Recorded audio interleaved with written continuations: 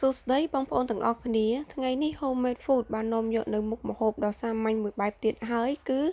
ត្រីឡាបយ៉ាក្រហមបំពងជាមួយនឹងទឹកអំពិលទុំ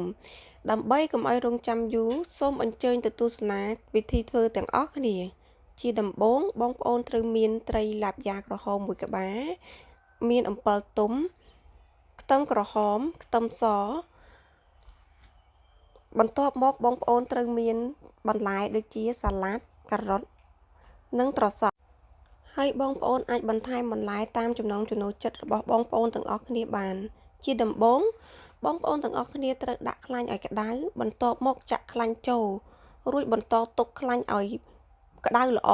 បន្ទាប់មកបងប្អូនដាក់ជាមួយនឹងស្លឹកគ្រៃការធ្វើបែបនេះគឺដើម្បីកុំឲ្យត្រីយើងជាប់ជាមួយនឹងខ្ទះនឹងងាយស្រួលត្រឡប់នៅពេលដែលត្រីរបស់យើងបានក្រៀមឥឡូវនេះឃើញថាត្រីរបស់យើងបានក្រៀមល្អហើយដូច្នេះយើងអាចប្រែត្រីទៅម្ខាងទៀតនិងបន្តទុកត្រីឲ្យក្រៀមរហូតបែបនេះបន្ទាប់មកបងប្អូនទាំងអស់គ្នាត្រូវដួសត្រីចេញហើយទុកមួយឡែកសិនឥឡូវបងប្អូនឃើញទេត្រីរបស់យើងបានក្រៀមល្អណាស់បន្ទាប់មកបងប្អូនទាំងអស់គ្នាបន្ត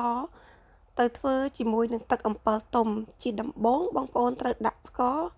កំឡោចឲ្យស្ករហមល្អបែបនេះរួចហើយបងប្អូនចាក់ទឹកចូល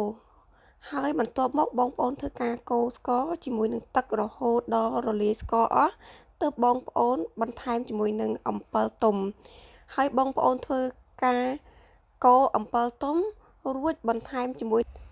ទឹកត្រីប៊ីចេងនិងម្សៅរ៉ូឌីរួចហើយបងប្អូនត្រូវបន្ថែមជាមួយនឹងខ្ទឹមក្រហមខ្ទឹមសស្លឹកខ្ទឹមនិងម្ទេសដែលបានរៀបចំរួចហើយបន្ទាប់មកទៀតបងប្អូនត្រូវកូរច្របល់ទឹកត្រីនេះចូលគ្នាឲ្យបានសព្វល្អការដែលបងប្អូនផ្សំគ្រឿងតាមវិធីបែបនេះបងប្អូននឹងទទួលបានទឹកអំពិលទុំដែលមានរសជាតិជូរផ្អែមឆ្ងាញ់បើសិនជាបងប្អូនចង់បានរសជាតិហឹរជាងនេះបន្តិចបងប្អូនអាចបន្ថែមម្ទេសតាមចំណង់ចំណូលចិត្តរបស់បងប្អូនបាន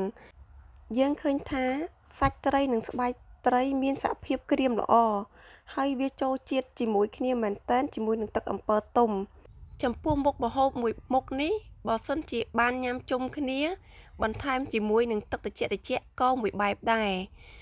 ដូច្នេះបងប្អូនកុំភ្លេចសាកល្បងធ្វើទាំងអស់គ្នាណាជួបគ្នានៅវីដេអូក្រោយអរគុណ